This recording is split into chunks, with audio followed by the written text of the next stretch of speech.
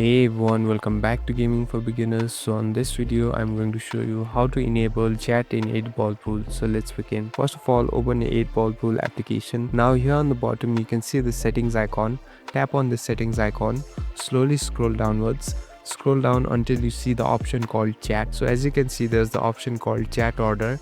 Here tap on edit option. So as you can see, there are a lot of chat that can be enabled and disabled. So from this option of hide, tap on this. So as you can see, you can hide or unhide any of these chats.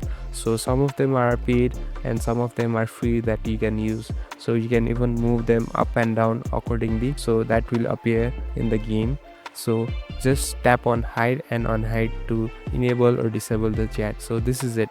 Thank you for watching this video. I hope this video helps you.